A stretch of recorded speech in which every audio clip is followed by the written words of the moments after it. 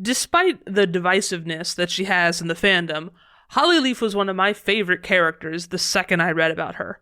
While I probably would have placed her somewhere around 3rd place in middle school, I can pretty easily say now that Hollyleaf is my favorite character. And yes, that's canon Hollyleaf. Exactly how she's written, she's my favorite character in all of Warriors.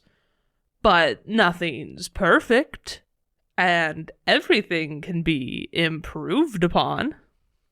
Speaking of things that can be improved upon, Berrynose.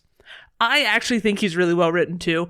His character is pretty consistent, and while his whole marrying both sisters thing is weird, and his allegiance to the imposter's anti-code breaking really is only in line with his character because Bramblestar was his mentor, I think he works well for what he's supposed to be in the series. He's a brat, and I love him. And I think Hollyleaf should love him too. You've read the title, you know what this video is. I will be mostly rewriting Hollyleaf and Power of 3 and a bit of Omen of the Stars. It's really not gonna be any changing of the plot, though. I might touch briefly on other characters and their reactions, but this will mostly just focus on Hollyleaf and Berrynose. Everyone has talked plenty about the shortcomings of Power of 3 and how Omen of the Stars inherited those problems, but I would rather talk about kitty cat love than the shaky plot points and weird power system. As a super quick side note, I've seen a decent amount of people headcanoning Hollyleaf as Arrow Ace recently, and I love that idea so much. I think it's a phenomenal headcanon, and I will always honor Arrow Ace Hollyleaf. But the Errands seem incapable of letting a female cat be love-free. Most canonically, Hollyleaf has fallen leaves as a pseudo-ghost mate, which is weird. I don't know what it is about Leafpool's kits and falling in love with cats from centuries ago. She also has something bordering on a homoerotic friendship/situationship with Cinderpaw, although that seems to be completely forgotten about once they become warriors. Since the text would argue that Hollyleaf isn't Arrow Ace, I'm presenting my own alternative. Also, while writing this video, my friend informed me that it seems most of the fandom actually headcanons Berrynose as gay, which I didn't know, and that's great. But just like Bi and Arrow Ace Hollyleaf, I am ignoring it because I want to. Power of 3 would start in much the same way as in canon. In the first chapter of the site, when Hollykit is still in the nursery, she would make some comment about missing hanging out with the recently apprenticed cats, and how Icekit and Foxkit aren't fun to play with. Jaykit would undoubtedly have a snarky thought about wanting to be apprenticed but not enjoying the other cats. While it wouldn't be necessarily explicitly mentioned in the text, Hollykit and Berrykit were a notorious duo when they were both kittens. Berrykit's brashness, mixed with Hollykit's eagerness to be recognized by the clan, got them into a variety of scraps, not unlike the plan to chase out the fox cubs that Hollykit, Jaykit, and Lionkit perform in Chapter 1. The three are apprenticed, and the apprentice generation now consists of Lionpaw, Jaypaw, Berrypaw, Hazelpaw, Mousepaw, Poppypaw, Honeypaw, Cinderpaw, and, in the medicine den, Hollypaw. Hollypaw chose to become a medicine cat because it seemed the best way to gain respect from the clan, and she wanted to have the same authority that Leafpool has. However, this decision isolates her from the other apprentices. Berrypaw doesn't have any of his camaraderie with the three like he did when they were all kits. His time separated from them has turned his brashness to brattiness, and he takes joy in bullying, specifically the equally prideful Lionpaw, and, for the most part, ignoring Jaypaw. However, when solo training, Berrypaw seems to be getting in a lot of accidents that require him to go to the medicine den. Though Berrypaw would never tell anyone, he wants to hang out with Hollypaw more. Always being hidden in the den makes her mysterious to him, and she's not nearly as annoying as her brothers. Berrypaw loves showing off, but Hollypaw seems to be the only one neither impressed nor annoyed by his skills, and it's refreshing to Berrypaw. While he's constantly trying to see her, Hollypaw doesn't even notice Berrypaw's presence the majority of the time. Whenever she's helping with a scrape on his paw pads or a bruised flank, Hollypaw doesn't see him as anything more than another cat she has to try and heal. And she's quickly realizing that she is not very good at healing. Leafpool tries to be a patient mentor, but she can tell Hollypaw just doesn't have the skills for the job. And as far as Leafpool and Hollypaw can both tell, Hollypaw doesn't have any real connection to StarClan. Her Moonpool dreams are fuzzy and unclear, but Jaypaw tells the medicine cats about his dreams all the time. Pulling the two apprentices aside one day, Leafpool gently suggests that Jaypaw and Hollypaw switch places. She makes it clear that it's their choice, but she thinks they would be better suited in each other's roles. Jaypaw's training has been going about as poorly as Hollypaw's. He has far more desire to attack cats with his words than his claws, much like his grandfather Firestar, and finds hunting far more boring than scouring the land for hidden herbs. Though he doesn't want to admit it, Jaypaw finds the medicinal properties of plants far more interesting than the brute force that comes with fighting. I want to make it very clear here that even though this rewrite is focusing on Hollypaw, I am changing Jaypaw's reluctant switch of professions. His blindness has nothing to do with becoming a medicine cat in this. Similar to me disliking how Warriors handles disabled characters, when Hollypaw agrees to become a warrior apprentice, relieved that she doesn't have to pretend to enjoy dealing with stupid leaves anymore, she is given Brightheart as her mentor because Brightheart deserves to have an apprentice, and Brackenfur is a boring cat. Hollypaw is unsure when she first becomes a warrior apprentice, as she's now far behind where her friends are, and after being mostly silent for the first few days, she breaks down to Brightheart. Hollypaw explains how she wanted to be respected by her clan and was afraid of letting cats down by switching her roles. She doesn't know how to talk to the other apprentices. Even Lionpaw seems distant from her, and she fears she'll be an apprentice her whole life at this point. Brightheart listens carefully before reassuring Hollypaw that everything's fine.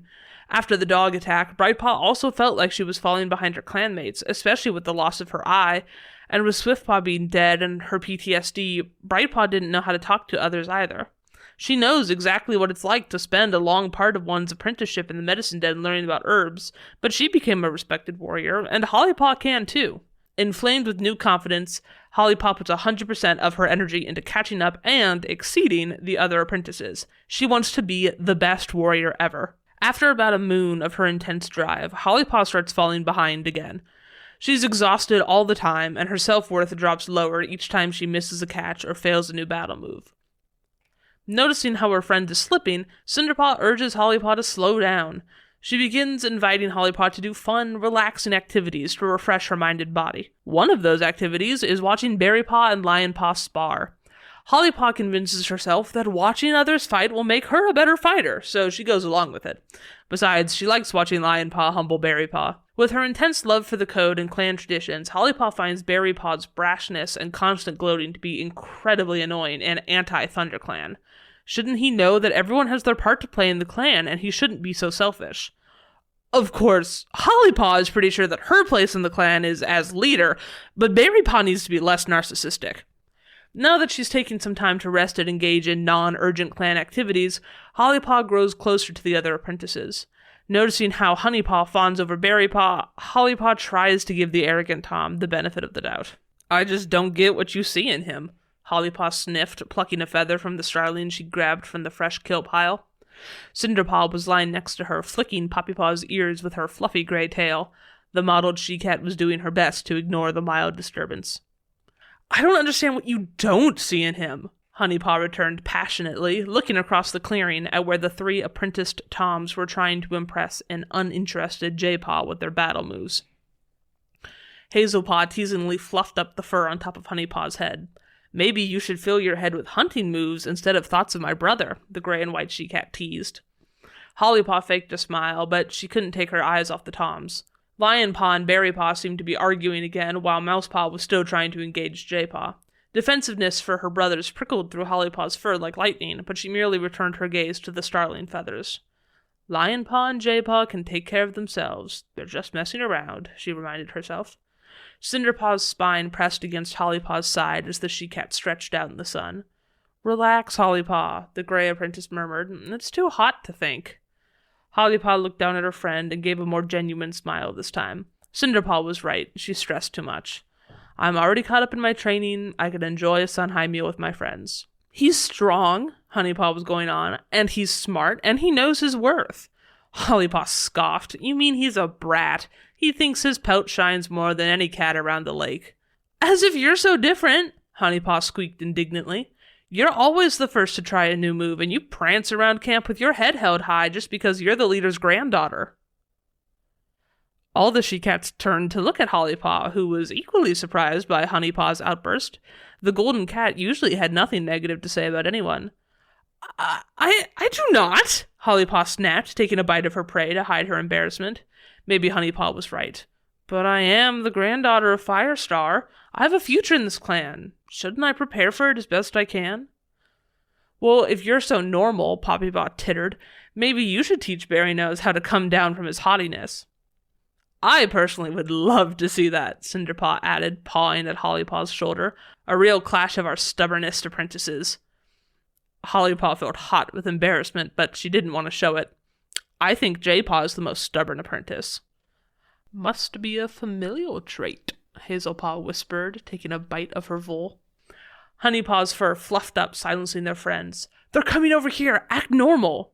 We are, Hollypaw laughed. You're the one acting like a kitten out the nursery for the first time. Hey! Honeypaw finished the last bite of her mouse and leapt onto Hollypaw, battering the black cat's ears with playful blows. Hollypaw fought back, but while she blocked Honeypaw's blows, she couldn't help but look at the approaching Berrynose. He must have won his argument with Lionpaw because the snub-tailed apprentice's nose was high in the air while Lionpaw's gaze looked murderous. Prideful loon, she thought, but a memory flashed in her mind of Berrykit helping her hide from Brambleclaw after the two kittens had gotten too rambunctious. Whatever. Hollypaw pushed the memory away and focused on Honeypaw again. Not long after Berrynose, Hazeltail, and Mousewhisker receive their warrior names, Hollypaw, Jaypaw, and Lionpaw go on their journey to the mountains to save the tribes. Eclipse stays basically the same as the three deal with Soul, and Honeypaw and Poppypaw become Honeyfern and Poppyfrost.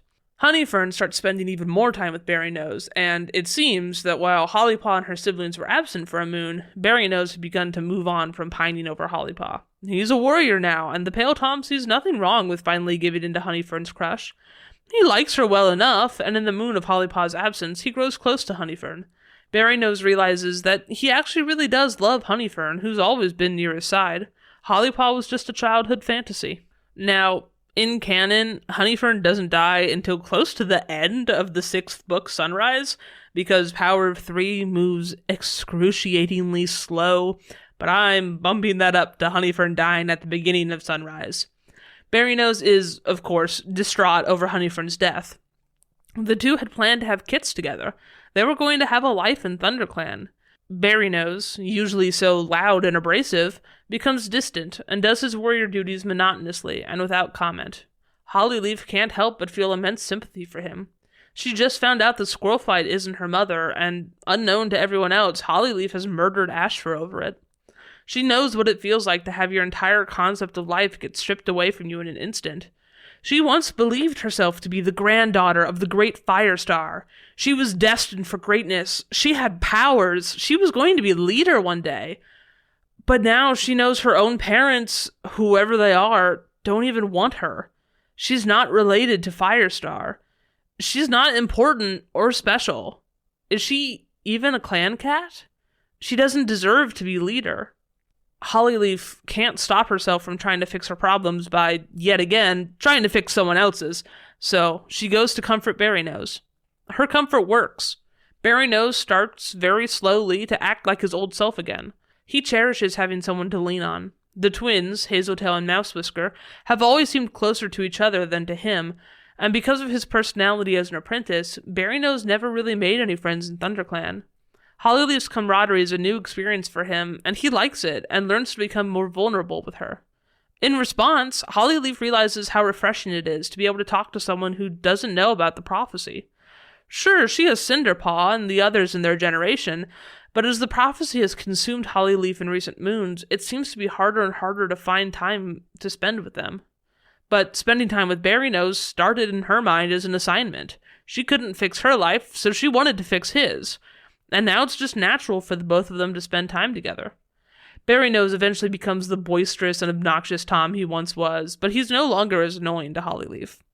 Sure, he's egotistical, but he never betrayed the warrior code. He was going to have a mate in ThunderClan and raise ThunderClan kittens and live the life of a proper ThunderClan warrior. Hatred for her unknown parents drives some of Hollyleaf's opinions. Her hatred for her parents strengthens as she finds out they're actually Leafpool and Crowfeather from WindClan. Hollyleaf isn't just unwanted by her parents. She's not just a cat born outside the clans. She's an abomination. She's a half-clan medicine cat kit, and it's more than she can bear. It feels like everything is filling up inside her, and she's going to burst if she doesn't release the pressure. So she makes up her mind to tell the gathering who her parents truly are, so it's all out in the open. She needs to try and fix her parents' mistakes. But first, she needs to get her affairs in order. Who knows where she'll be or who will love her when this is all over. Hollyleaf skirted around the edge of camp, sticking to the shadows. She poked her head into the warrior's den and relaxed as she saw it was empty except for Berrynose cleaning out the nests. "Berrynose," she called softly, "can I talk to you for a moment?" Berrynose glanced over his shoulder and gave a smile in greeting. "Yeah, one moment. If we had more than 2 apprentices in this stupid clan, I wouldn't have to do this," he sighed, finishing up the nest he was working on. "What's up?" Hollyleaf glanced over her shoulder at the crowded camp. Can we talk in private?" "Oh, sure." Hollyleaf's heart beat faster than a squirrel's as she led her friend out of camp and through the territory. She didn't stop until they reached the old beech tree. Sniffing the air, Hollyleaf confirmed that no one was nearby, and she finally let herself relax a bit. She hadn't fully decided yet how much she wanted to tell Berrynose, but he deserves an apology at least. "What are we doing here, Hollyleaf?" Berrynose laughed, flicking a beech nut towards her. She let it hit her paw, but didn't return it to the tom she had grown so close to over the past moon. "I wanted to apologize to you," she started slowly, straightening her shoulders to stop her voice from shaking. "I am better than my mother," she thought sternly. "I take accountability for my actions." "Really?" Berrynose flicked one of his ears. "I forgive you." "You don't know what I'm apologizing for yet." "True," the cream tom chuckled. "Want to elaborate then?" "I'm sorry for judging you when we were apprentices. I thought you were stubborn and bratty and annoying, and sometimes I imagined hitting you hard enough to make you shut up." Hollyleaf's claws tore at the fallen leaves around them. Berrynose was quiet for a long time, and it made Hollyleaf's heart beat even faster. "I didn't know you felt that way," he mumbled eventually. "But I don't anymore." Hollyleaf hated seeing his ears droop. "That's why I'm apologizing, because it was wrong of me. I have no right to judge other cats." She could feel Crowfeather's Wind Clan blood pulsed in her veins, and it made her want to puke. "All the cats I've judged, and I'm worse than them all." Her friend stepped forward and gently touched his nose to her cheek. "It's okay, Hollyleaf. Even if you had voiced your opinions to me as an apprentice, after everything you've done for me since then, helping me with Honeyfern..." His voice was sad as he spoke her name, but it didn't hold the same overwhelming anguish that it had in the past. "I loved her, and I wanted to spend my life with her, but this past moon, with you by my side..." Hollyleaf took a step back so they weren't touched anymore. "Berrynose, wait, it's my turn to speak now," he insisted, his hazel eyes round with emotion. "Ever since kidhood, I've admired you, Hollyleaf. I loved getting into mischief with you, and when you chose to become a medicine cat apprentice, it only made me more intrigued." He shuffled his paws in the dirt, looking embarrassed. "When you switched roles and became a warrior apprentice, I was thrilled because I realized I couldn't stop thinking about you. And I thought maybe one day we could be together." Hollyleaf took another step back, her head reeling in confusion. "But we weren't friends as apprentices," she stuttered. He laughed. "I know. You didn't even seem to notice me. You were always too busy training or trying to help around camp. It impressed me. But Honeyfern..." Hollyleaf's stomach lurched as she thought about her dead friend. Berrynose nodded sheepishly. "I didn't like her initially. I was interested in you. But I really did love her when we were both warriors," he added quickly, as if scared of Hollyleaf's misunderstanding. "You left for the mountains, and she and I spent a lot of time together, and you were still so uninterested in me. I didn't think you even wanted a mate at all. Maybe you still don't. But when you came to help me after her death... Hollyleaf, you felt like a gift from StarClan." He touched his paw to hers, gazing earnestly at her. "I love you, Hollyleaf. Would you be able to consider being my mate?" Hollyleaf clamped her jaws shut to keep back the deluge of words she wanted to scream. "I'm half-clan. I'm worthless. I should be nothing to you. I killed Ashfur. I'm a murderer. After tonight, you'll hate me." She took a breath, trying to calm her thoughts. The clans will understand, though. They need to know the truth. Nothing can be fixed until the problem is addressed. "I don't love you, Berrynose. she mewed curtly, curling brambles around her heart to hide the bleeding Berrynose's confession had caused. She wanted to press her face into his fur and cry to him about how unfair life had been to her. She wanted to tell him everything and share her burdens, but she couldn't. She had fallen for Berrynose because he knew nothing about her secrets, and she wasn't going to break that now. I have too much work to do. I can't get involved in this. She turned and dashed back to camp, leaving Berrynose alone in the clearing. She couldn't bear to look at whatever his reaction had been. Hollyleaf sticks with her plan and tells the gathering the truth of her and her siblings' parentage. Cats break out in yowls of disapproval, shock, and anger. Hollyleaf looks around at the clan's reactions and meets Berrynose's gaze. She expects to see hatred in his eyes, or disgust at the monster she really is. But instead, Hollyleaf is shocked to see so much overwhelming sorrow and pity on his face. She's never seen him care so much for someone else's feelings, and now she fears she's going to start crying too. She can't bear to look at her friend, and runs away from the gathering. In her grief and rage, Hollyleaf tries to kill Leafpool in the medicine den, but realizes it would hurt the ex-medicine cat more to keep living. Running out of camp, pursued by her brothers, Hollyleaf disappears into the tunnels a second before they collapse on her. Jayfeather and Lionblaze return to camp, and Berrynose listens in shock as they deliver the news of Hollyleaf's death. The Cream Tom races out of camp and struggles to try and clear away the rocks and mud from the entrance to the tunnels, but it's no use. There's no way to get in. Collapsing in the rain, Berrynose grieves the loss of his closest friend, not even 2 moons after the loss of his mate. He curses StarClan for what they've brought upon him, and vows to live his life in a way Honeyfern and Hollyleaf would both be proud of. It takes Berrynose a long time to get back on his paws in the clan. He tries to be friendly with Jayfeather and Lionblaze as they're the closest he can get to Hollyleaf, but the brothers are dealing with their own shit right now, and besides, they remember perfectly well how Berrynose bullied them as apprentices, so eventually he stops trying. He pays no mind to the going-ons of Dovepaw and Ivypaw. Poppyfrost, Honeyfern's sister, ends up growing close to Berrynose's brother Mousewhisker, and they have 2 kittens, Cherry Kit and Mole Kit. When the kittens reach 6 moons, Firestar gives Cherrypaw to Berrynose to train because he feels bad for Berrynose's losses. When Cherrypaw and Molepaw are saved from a fox attack, Cherrypaw tries to tell Berrynose how an unknown cat saved them, but he and the rest of the clan don't believe the apprentices, and everyone quickly forgets about the incident. On one unassuming Greenleaf day, though, Lionblaze, Dovewing, and Ivypool enter the camp with a familiar face.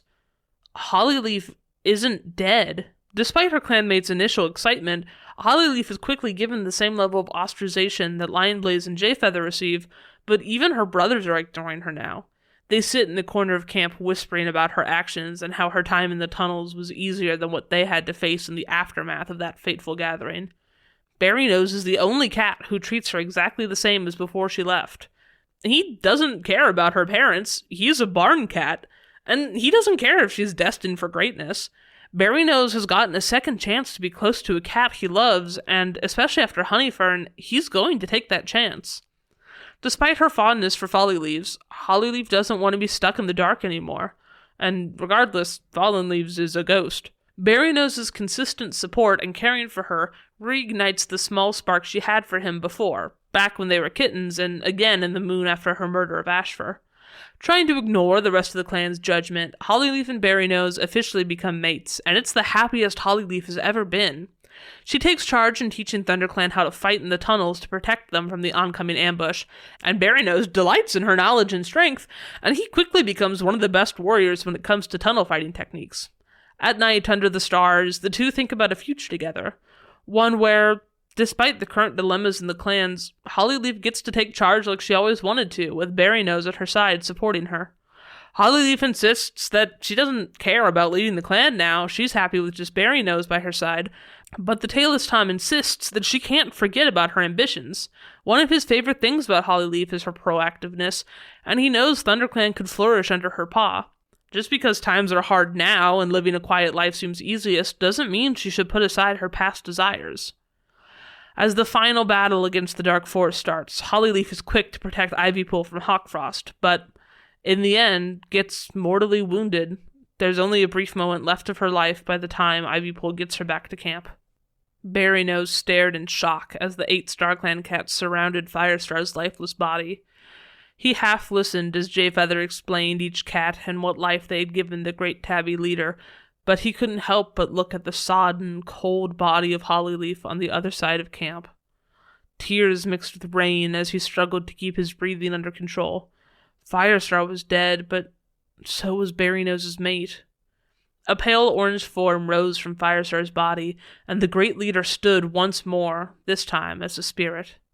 More StarClan cats entered the clearing, but Berrynose could no longer stop the wail in his throat from rising. He stumbled over to Hollyleaf's body. The light from the StarClan cats turned the raindrops in her wet fur to crystals. Berrynose collapsed beside the cat who had been his closest partner and best friend, the cat who he had already sat vigil for only a few moons earlier. Berrynose's wail grew louder, and he felt that his body would cleave in two from the heaviness of his grief. As he wrapped his paws around Hollyleaf's beautiful, statuesque face, two glowing white paws appeared in the edge of his vision. Looking up, Berrynose saw an orange and white patched cat with green eyes staring at him sadly. "Hello, Berrynose," the Tom mewed, his voice sounding like grit tumbling down a rock slide. "How do you know my name?" "She told me." The ghost's green gaze flickered to Hollyleaf's wet fur. "She told me all about her life in ThunderClan, but," he looked back at Berrynose, "it seems she might not have told you about her life in the tunnels." Berrynose laid his cheek against Hollyleaf's muzzle, longing to feel the familiar warmth of her breath. "No, she didn't like talking about it." A lump stuck in his throat as he continued. "She said she wanted to put her past behind her, start over again." The ghost nodded. "My name is Fallen Leaves. I was a friend of Hollyleaf, though she only ever knew me in this form. I may not be a StarClan cat, but if it's all right with you, I will guide her spirit to their hunting grounds." Berrynose looked up, his aching heart seeming to relax a bit. "She won't be alone? I'll stay with her as long as I can." Berrynose nodded and pulled away from the corpse as Fallen Leaves stepped forward. The ghost leaned down and gently placed his nose on Hollyleaf's head. At first, Berrynose thought it was a trick of the light as her fur began to glow. It collected the stars from the sky as a kitten's fluffy pelt collects dew from morning grass. A glowing, transparent form of Hollyleaf rose from the body. Her eyes, green as a fir tree in winter, gazed sadly at Berrynose before Fallen Leaves caught her eye. The spirit seemed to be communicating in a way Berrynose was not privy to. "Hollyleaf!"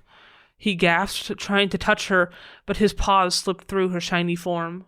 Fallen Leaves leapt up, climbing through the air as if there were paw holds only ghosts could access. With a swish of her bushy tail, Hollyleaf began to follow. "I love you!" Berrynose yowled, pacing in a circle underneath her as she began her ascent to StarClan. He hoped he was loud enough for her to hear. Around the rest of the clearing, the other warriors who had fallen in battle were also rising as starry apparitions, making their journey to the next life. Berrynose eventually collapsed in the mud, pain re-enveloping him as his mate disappeared into the black sky. Rain and stardust pattered into the dirt around him, blanketing him in a nest of cold and light. Now, having lost a mate not once, but 3 times, Berrynose once again resolves to follow the code closer than ever. He longs to keep Hollyleaf's influence alive in the clan, no matter what. As Bramblestar is possessed by the imposter, Berrynose does everything he can to be loyal, no matter what the imposter does. He keeps himself detached from ThunderClan. Getting close to others just makes it hurt more when they inevitably die. It's better to just wait out life until he can be reunited with his family in death. Berrynose becomes deputy and strictly doles out punishment to codebreakers. His mind gets so wrapped up in the idea of following the code that his mate loved so much that he stops seeing his clanmates as fellow cats, but instead just a means to an end. He clings to his position as deputy, seeing it more so as Hollyleaf being deputy than him, but when he's too slow to stop an assassination attempt, the imposter exiles him. As a loner, Berrynose doesn't know what to do. Hollyleaf's greatest fear was being a clanless cat, and now he's living out that reality. Even after a group of rebels lets Berrynose join them, the Cream Tom betrays the rebels in a fight against ShadowClan. He's supposed to follow his leader. His leader is the code. And the code is Hollyleaf. Tawny Pelt doesn't hesitate to kill Berrynose after the pain he's caused.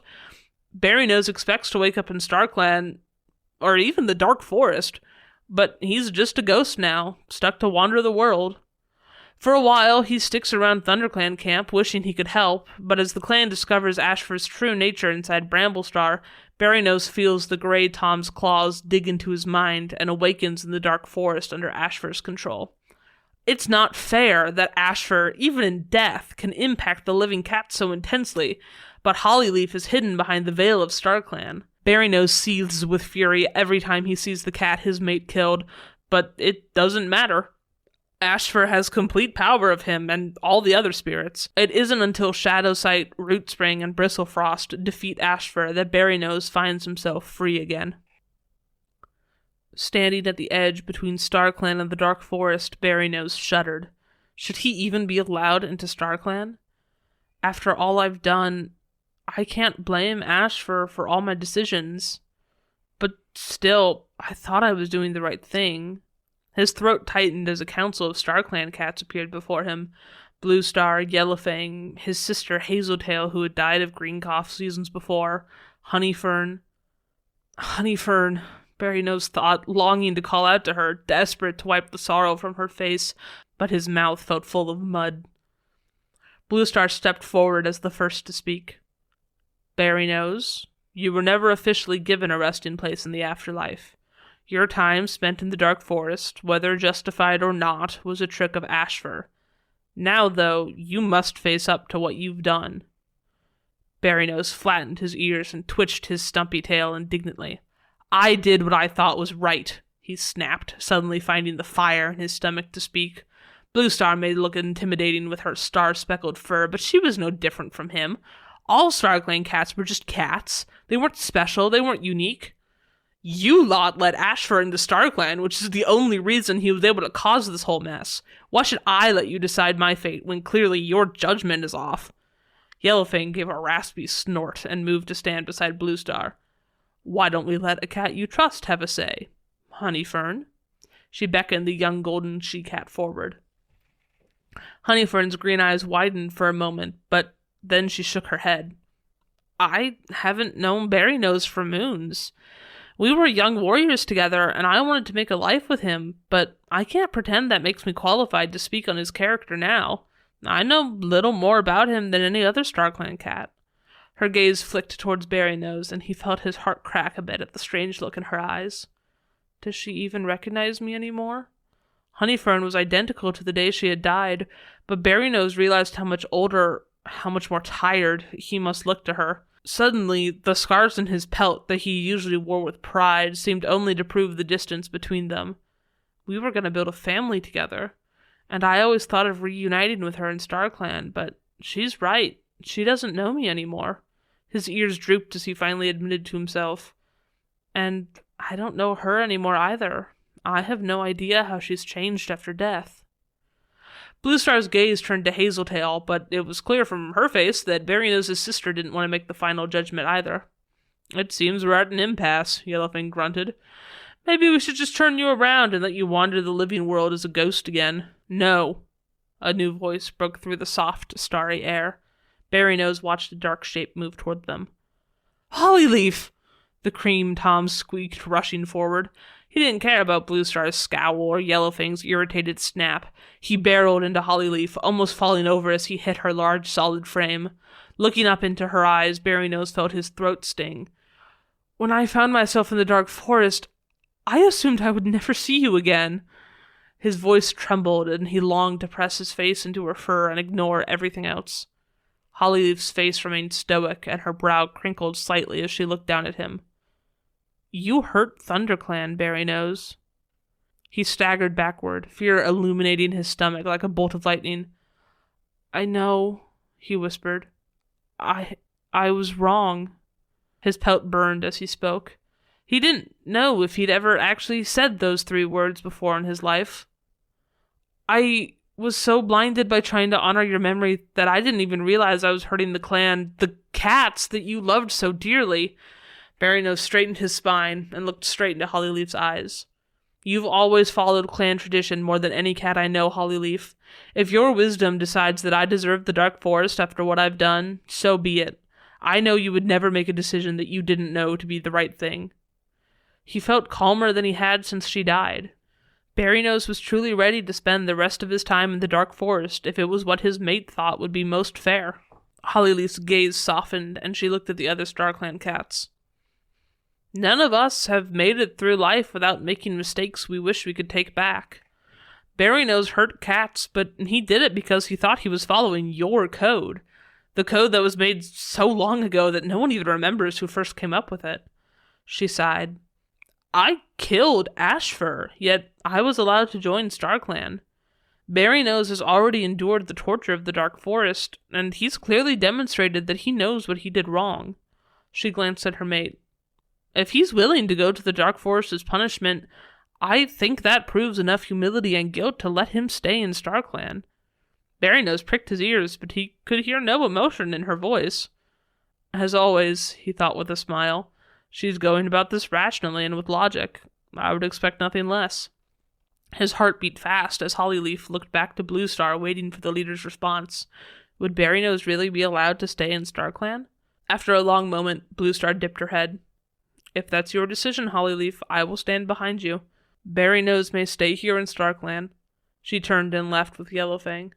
Honeyfern padded forward and gently touched her muzzle to Berrynose's cheek. I look forward to getting to know you again, she purred, her voice still as soft and light as Berrynose had always known it to be. The golden she-cat turned and rubbed her jaw along Hollyleaf's muzzle. The two she-cats purred before Honeyfern turned and disappeared into the tall, starlit grass. It's been wonderful to get to be with everyone we've lost, Hollyleaf mewed to Berrynose. I'm glad I've gotten more time with Honeyfern here after she died so young. Come on, I'll show you the hunting grounds. Wait, Berrynose mewed, unable to hold back a laugh at her practicality. Hollyleaf turned back, puzzled. I missed you, Hollyleaf. Berrynose purred, pressing his body against hers with as much force as he could. He could feel her strong muscles relax at the pressure. I missed you too, Berrynose, the black she-cat purred, wrapping her long, fluffy tail around the both of them. We have an eternity to spend together now. Thank you for coming to my TED Talk about why Hollyleaf and Berrynose should be mates. I had to do so much more research for this video than I did for my Yellowfang's rewrite video. Believe it or not, when you have characters that span like 4 arcs, there's a lot more research you have to do. I love this pairing so much. I am so attached to them. I had this idea, like, I want to say a year or two ago. And I don't know if people have come up with it before. I've never seen anyone talk about shipping Hollyleaf and Berrynose, but I also don't engage much in the shipping side of the Warriors fandom. I think when Berrynose is mates with Hollyleaf, it makes his whole arc in the Broken Code make more sense. I think him being so into the Warrior Code makes much more sense when he has the influence of Hollyleaf prior to that, instead of just being like really for the Warrior Code in that arc. I did, of course, change him and Poppyfrost getting together. I put her with Berrynose's brother Hazeltail, because then the genetic line isn't really changed at all. The kittens that Berrynose and Poppyfrost had in canon, Cherry Kit and Mole Kit, which I think become Cherry, Fall, and Mousewhisker. I don't feel like looking it up. Those are just Poppyfrost and Hazeltail's kits instead of Poppyfrost and Berrynose's kits.